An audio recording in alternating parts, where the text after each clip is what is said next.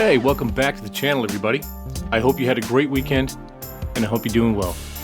So listen, go ahead, hit that like button, subscribe if you haven't already. This is a great way to help out the channel as it gets the videos out to others. But if you're looking to do a little bit more, there's a link in the description to buy me a coffee, where you can make a one-time donation or become a monthly subscriber, as we are a viewer-funded channel and YouTube will not monetize us. But with that tired old spiel out of the way, let's see what we got today, guys. We are live. Society didn't break you. It just made you think you were broken.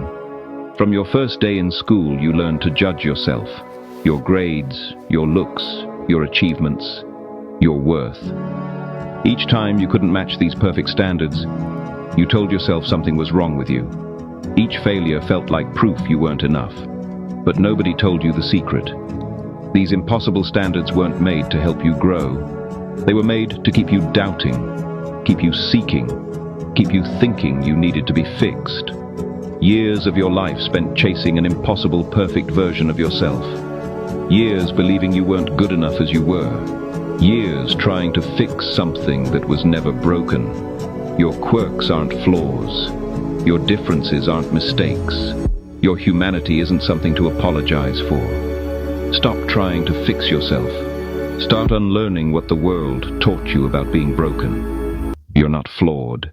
You're not broken. You're just human. And that's exactly what you're supposed to be. That was kind of profound. Stop trying to be normal. Normal is sick, depressed, overweight and medicated. Normal is disconnected, disillusioned and entirely dependent on the mainstream system. Normal is believing that the government has your best interests at heart and that the media provide impartial, truthful, fact-based information. There is a difference between normal and natural. Normal is what everyone is doing. Natural is what everyone should be doing. For example, it's normal to eat fake junk food every day, but it's natural to consume real, local, seasonal, whole foods. It's normal for kids to go to school for a forced education, but it's natural to let them learn through curiosity, interest and real life experiences. It's normal to work a 9 to 5 that you hate, stuck in the rat race, but it's natural to find your life's purpose and use your passion to make the world a better place. Normal is making you sick, weak and dependent. Natural is where health, freedom and true living begin. So ask yourself, do you want to be normal or do you want more? Click the link in my bio. You know, there's some really good points to be made there. I looked up at him and I said, "Judge, I'm not practicing. I know what the hell I'm doing." And the whole court broke out laughing. He said, "That's pretty good. That's pretty good. I like somebody with a sense of humor."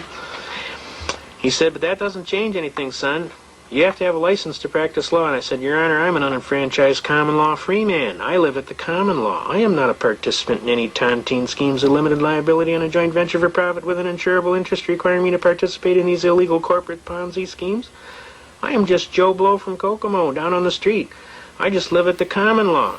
And I have a right to work and contract my labor, my skill, and my time of life as I see fit, not as some third-party arbitrary and capricious bar association sees fit." And they had loaded the court with all these attorneys, and they were, "Whoa, you hear that guy?" I said, "Your Honor, the state of Michigan arbitrarily and erroneously converted my right to work into a privilege and issued a license and a fee for it. That's unconstitutional, Your Honor. Marbury versus Madison, 5 U.S. 137, 1803. Anything in conflict or repugnancy is null and void of law." Okay? Can you see that? Marbury versus Madison. And since the state converted my right into a privilege and issued a license and a fee for it, Murdoch versus Pennsylvania, no state may convert a secured liberty into a privilege and issue a license and a fee for it. And if they do, Shuttlesworth versus Birmingham, Alabama says I may ignore the license and the fee and engage in the right with impunity. That means you can't punish me. In U.S. versus Bishop, 412 U.S. 346 defines willfulness as an evil motive or intent to avoid a known duty or task under the law with a moral certainty. I submit, Your Honor, I couldn't have done an evil task because I was totally following the Constitution and the U.S. Supreme Court. I would submit that prosecution counsel's burden is to prove that I did willfully and knowingly avoid a known duty or task under the law, namely to get the license. And I would submit he specifically precluded he cannot perform his task, and therefore I'd motion for dismissal with prejudice, failure to state a cause of action for which relief can be granted, and I'd kind of like to collect my costs and fees for having to defend this frivolous, spurious complaint. The judge rolls back in his chair with a great big smile, and he turns to counsel for the prosecution. He says, "Well, Mr. Prose, what do you think we ought to do about this young gentleman?" The prosecution bounced back. How about we honor the motion to dismiss, Your Honor? The judge says, good answer, because I don't think you're ready for this kid today. And the whole court broke out laughing. And an old gentleman walked up to me and he said, son, I just want to shake your hand and tell you, you got to have like King Kong. Because you just slammed the Bar Association right into the ground. On top of that, I've been an attorney for 57 years, and I just want to shake your hand, sir, and tell you that that was one of the most magnificent arguments that I've ever had the privilege to hear in a court of law. Now, he was an honest attorney, and he realized what kind of a chain was around his ankle with this Bar Association. And these lawyers, they resent that. They really do. They're people just like you. They don't like to have any chains on them. But they hadn't had anybody quite show them how to get those chains off. And when they saw somebody do it in their own skill, with their own, with their own cards, on their own playing field, it actually impressed the hell out of them. I had several gentlemen come up and shake my hand that day. Needless to say, the case was dismissed, and I've been helping little people getting jammed for years. Every time I see some little person get jammed, I'm out there flipping that wrench. Zingy, zingy, zingy.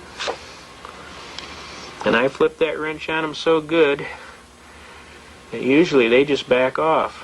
Dr. Kevorkian was a perfect example. The poor man was just trying to help these poor people. They were jamming him every which way but loose. That's some interesting information for those who are very interested in the common law, maritime law.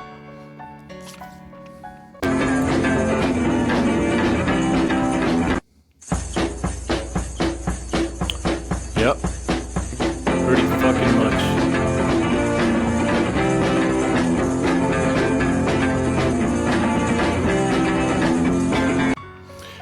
Everything NASA shows you is bullshit. Did you know not too long ago there was a fifth element that was common across the world, that was commonly known? You have earth, water, air, fire, and ether. Ether was the fifth element. But since a long time ago, maybe the last 60, 80, 100 years, ether has been conveniently removed from much publications, and it's considered to be quackery. Now, ether was considered to be the energy that exists in between and all around us, like the Force from Star Wars, really. Nikola Tesla was big into it. That's what this coil, many believe, has to do with harvesting ether from the atmosphere and the air around us. And we all know what happened with Nikola Tesla, of course. And in fact, the pentagram is a symbol mostly associated with dark things. But in its core, it actually refers to the elements that govern the laws of our creation: earth, fire, water, air, and ether. Follow for more, and also check out the link in my bio for my Twitter, YouTube, Facebook, TikTok action, especially Twitter. Get me on Twitter ASAP, and Telegram. Cool. No, that's good information. Why do 70% of people never question the trails in the sky? Let's dive into chemtrails. It's called geoengineering. Sounds suspicious, right? Chemtrails are not condensation. They're a cocktail with over 49 ingredients, including aluminum oxide particles, arsenic, barium, bacilli and mold, bionatal particles, bromium, cadmium, chromium, cobalt, ethylene dibromide, enterobacteria Ce, lead, manganese, mercury, methyl aluminum, nano-aluminum coated fiberglass, nanoparticles, nitrogen trifluoride, polymer fibers, radioactive cesium, radioactive thorium, reduced graphene oxides, synthetic polymers, selenium, strontium, submicron particles, uranium, yellow fungal mycotoxins, fluoride, and much more, designed to do more than alter the weather. Billions of tiny particles raining down on us, infiltrating our bodies and minds. According to recent findings, these substances could enhance phonon-based consciousness harvesting. Translation: mind control on a massive scale. Still think those streaks in the sky are innocent? Experts warn that these particles can interfere with natural brain functions, potentially making us more susceptible to external influence. It's not just science fiction, it's a chilling reality. Next time you look up and see those trails, remember, they are more than just sky art. Stay informed, stay educated, and stay tuned to Brains and Babes for more information. Wow. It was a long list. Hi. Yes. Great. Thank you. Good to see you. I'm here. You're Tim, right? No. Oh, no. No. I don't know a Tim. Jody? No, don't know. Well, I know a Jody. Okay. Yeah. Jody Fisher? No, yeah, I know Jody Fisher. You do? Okay, good. Yeah. And then who are you? I'm one of the other captains. Oh, okay. Yeah. Okay, great.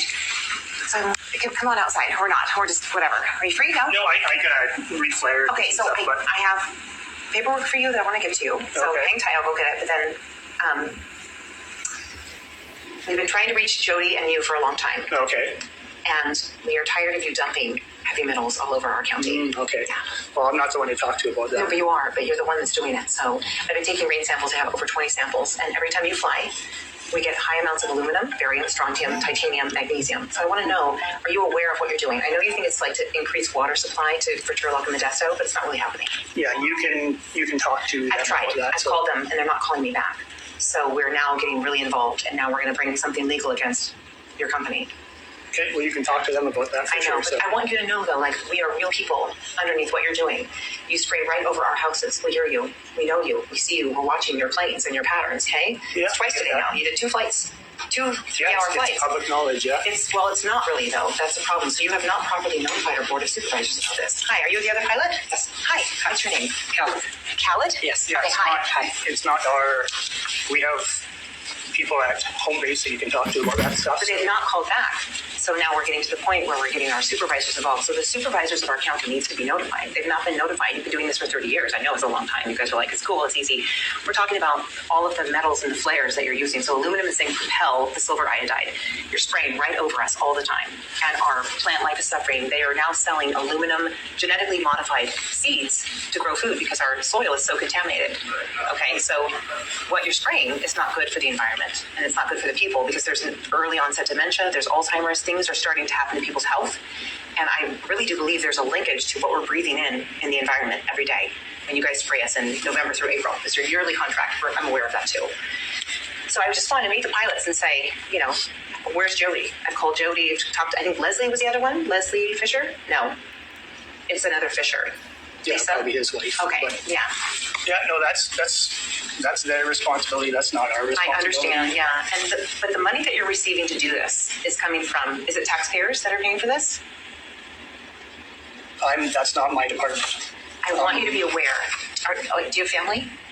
Yeah, I have family. I have family too. I have children. So we're outside and we hear your plane over us all the time. And I've been tracking this for a long time. And we have tried to get the supervisors involved and they're clueless. They were not informed. According to the California codes and law, they should have notified our supervisors because you're doing this to benefit TID. Okay? But it's not. It's happening over, well, it might be, but it's happening over our area. Okay? Sonora, Groveland, Coulterville. You're doing your little figure 8 loops. My 20 rain samples will show you that on the days that you're spraying, or releasing your flares, we have copious amounts of aluminum, magnesium. There's been some barium, strontium, but titanium's weird. Is titanium also in your flares? Okay, that's unique for me. So I want you to know that there are health impacts and impacts to the soil and the plant life, all of those things. And when you do this, my whole community's watching. We don't know what to do. Yeah, I understand your opinion. It's not an opinion, so I will show you my samples. I don't want to see your samples. Why is that? You can take those to But my you're farm. flying the plane. But then how do I get... Hey man, at least someone's out there doing that.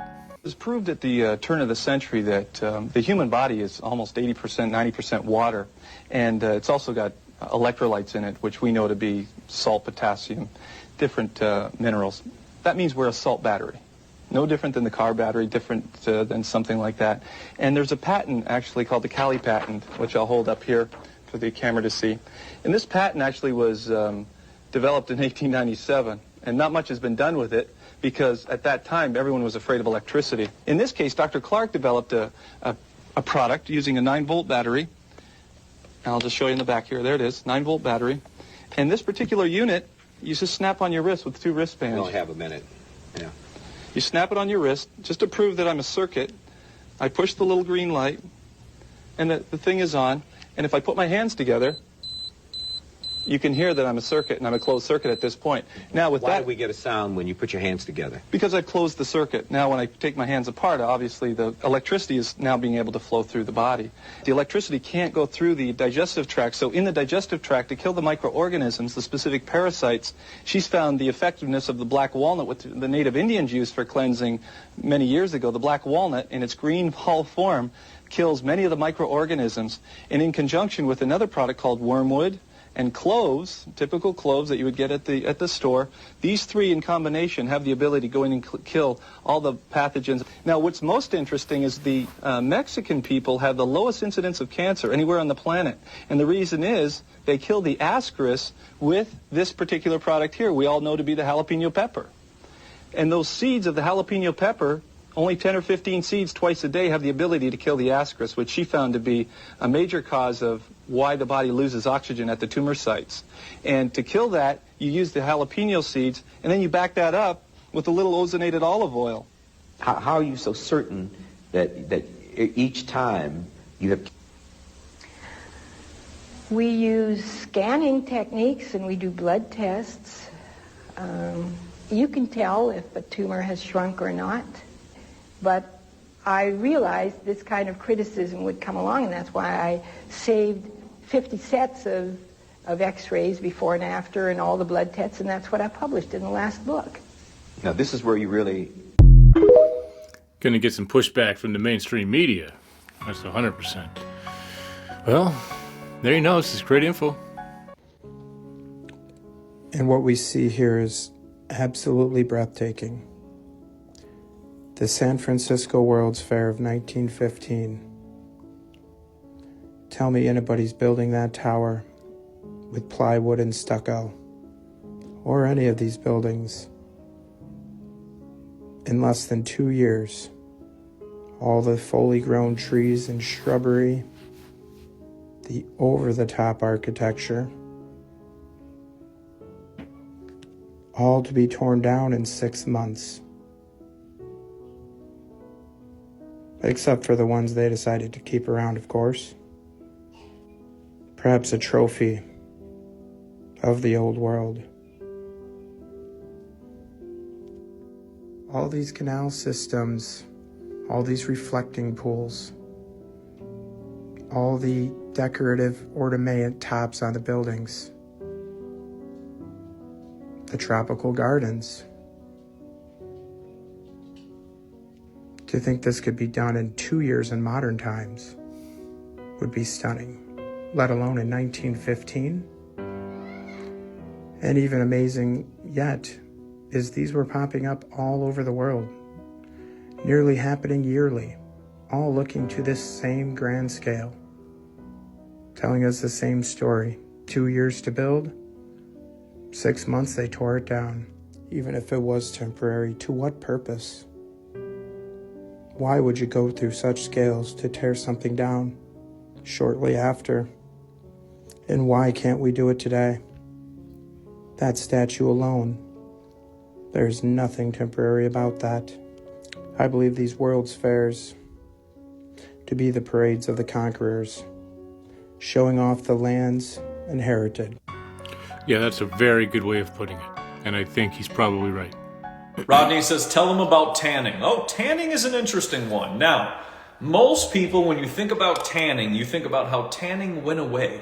But I used to do a lot of tanning. I actually worked at Palm Beach Tan, and I used to tan all the time. And then all of a sudden, one day it went away, and I wondered, why did it go away? And then I found out it was because there became a tanning tax. And that tanning tax was put on to pay for the Affordable Health Care Act.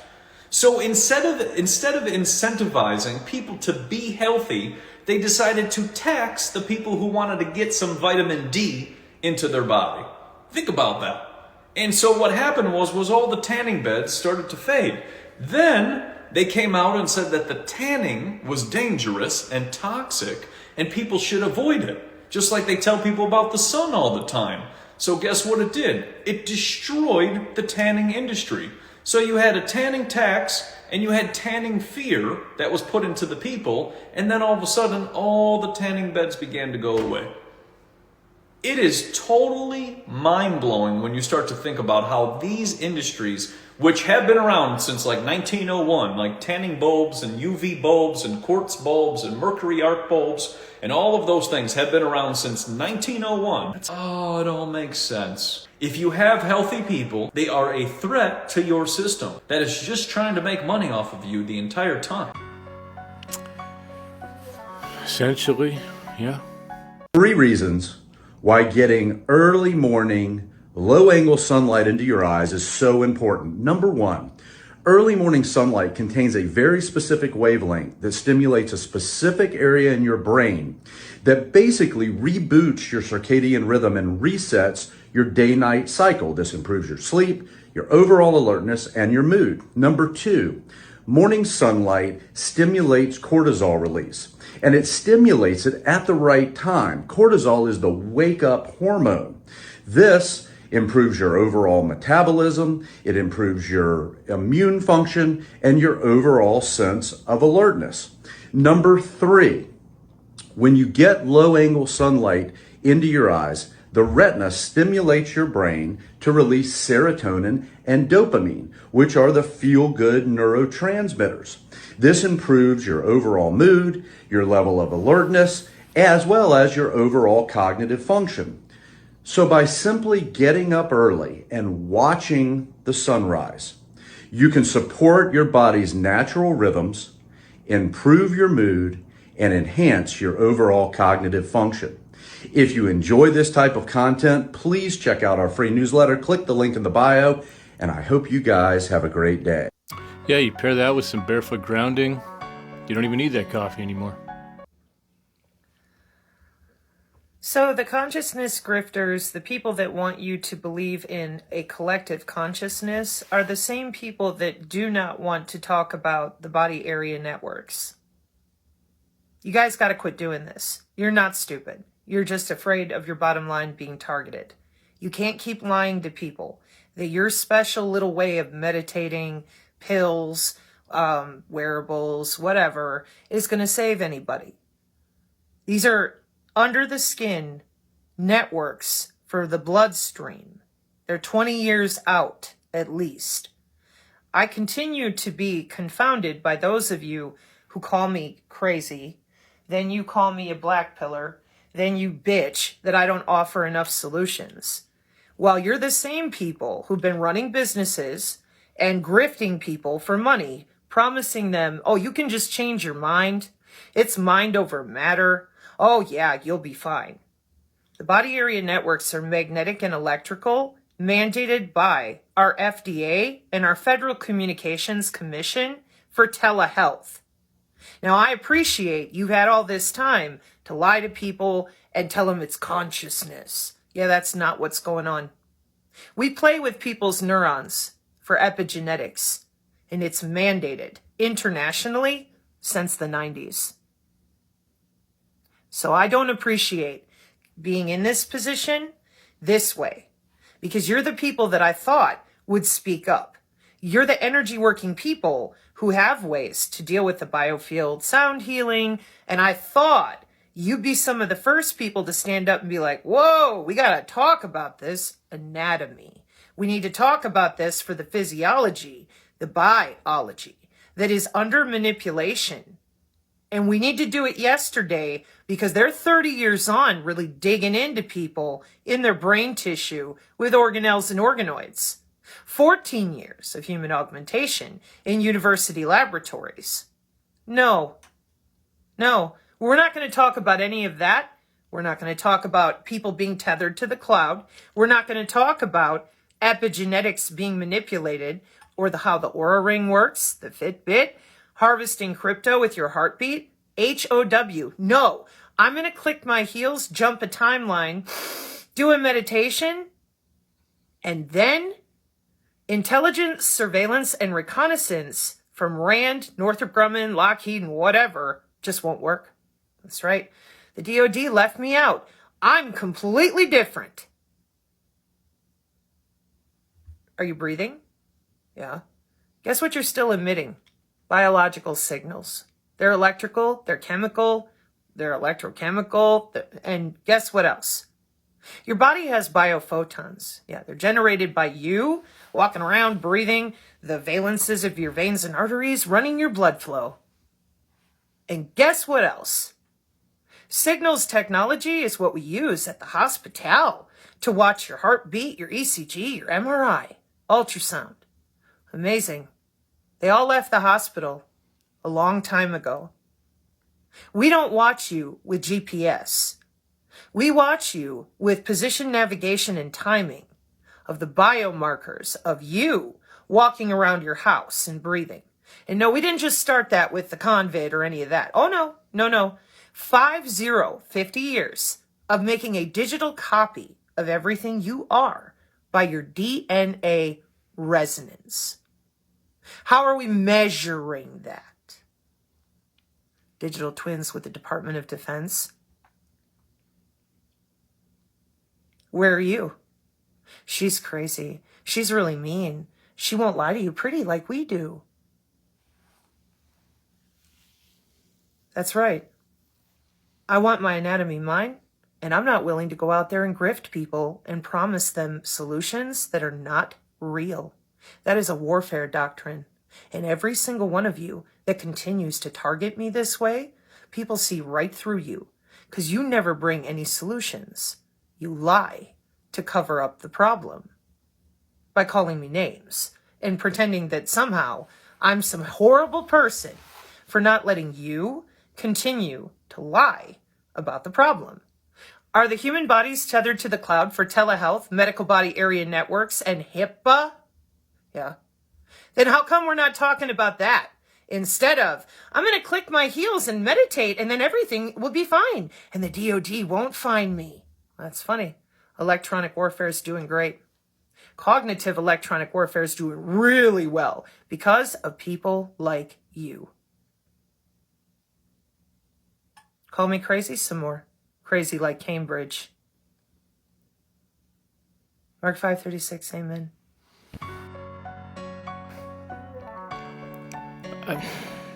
Hobbes was initiated into a satanic coven as a child by his grandfather and continued participating for many years. I recently asked Glenn about his involvement and the importance of Halloween to the occultist.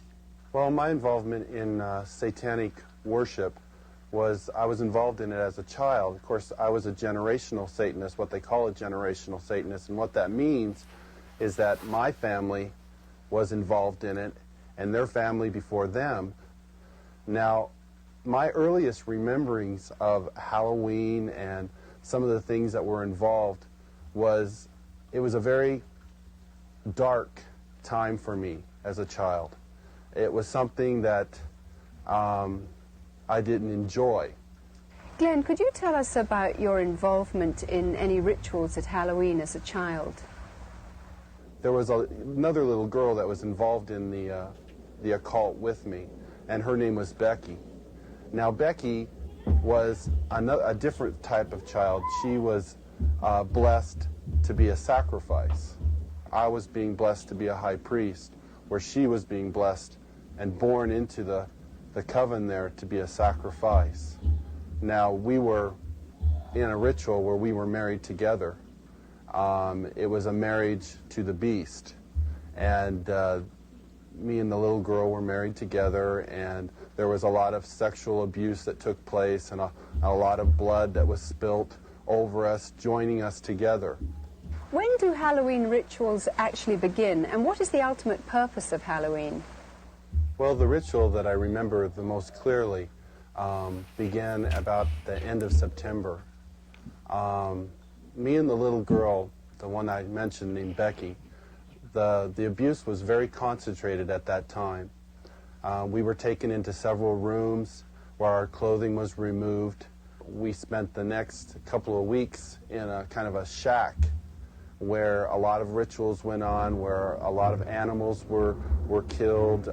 They summoned Lucifer and his spirit to come and possess me, and so that I would be blessed to take over the position of the high priest at a certain point in time. Now, Halloween night, they had again put me and the little girl in the back of this van, and we again drove off, which seemed like for a long time. We were drugged once again, and we finally came to this stop. They took the little girl out and they left me in the van. I could hear a lot of commotion that was going on outside.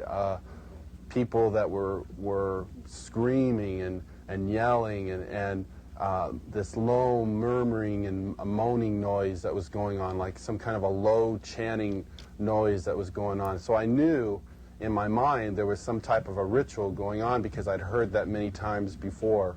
You know, it was real common to see people fall on the ground and convulse and go into convulsions during rituals and stuff with the demonic presence that were around. And finally, a woman came to the back of the van and she said, "It's time to go." And she brought me out of the van, and I could see that there was just a lot of people around. Some were dressed in dark brownish kind of robes with hoods over them. They took me up and they led me up to this stone altar. And I remember I saw the little girl, and she was on the altar. Now, at first, you know, I just wondered what was going on because you never knew. I mean, they used the altar for a lot of different things. They could have just been sacrificing an animal over, could have been a sexual abuse from the high priest onto her. You know, it was a hard thing to know for sure. Well, they ushered me up to the altar, and I could see that they had bound her feet. They had her feet spread apart, her legs, and they had bound them to the ends of the altar, and they had taken her arms, which were laying out this way, and roped them to the altar, which had little kind of like hooks, which they could bind the ropes around. And she was really white. I remember seeing her, and she was just real pale and real white. And I noticed that they had slit the bottoms of her feet and her wrists. And they were taking the blood that was running out of those areas and putting them into chalices and passing those cups around to different people who were partaking of her blood. Then the high priest, he took the athami, or the ritual knife, and he picked it up and he put my hand on it, and then he forced it into her chest. So when I think back on Halloween, you know, over that period of time that happened, you know, that was the climax event, Halloween night, where they killed that innocent little girl. And this is something that's happening every Halloween. That's not just an isolated event. I mean, there are children all over the world who are losing their lives during Halloween night, and yet we, as a society, we go out and celebrate it, and we go door to door and we ask for candy, and it's a big celebration to us. And I think it's quite ironic how one group of people are thinking it's fun and another group of people are taking human life, and yet they don't, you know, there seems to be this wall and nobody wants to face the facts of what's really going on. Yeah, you know, and that's the juxtaposition of the whole thing. Well, kids are out having the time of their lives, laughing and giggling. On the other end of the spectrum, you got some really dark shit like that taking place, right? And as you said, not just an isolated incident, it's all over the world, right? If you haven't seen my Halloween special, we touch on this a little bit more. It's a dark world out there when you understand just how many Satanists they say are in your own neighborhood. But yeah. Well guys, this is all I got today. I will hopefully be back tomorrow. If not, I will be back on Thursday with another video. But that's going to do it for me today. So thanks a lot for coming and hanging out with me. And I will see you again in the next one. So until then, 80 Canadian, signing off.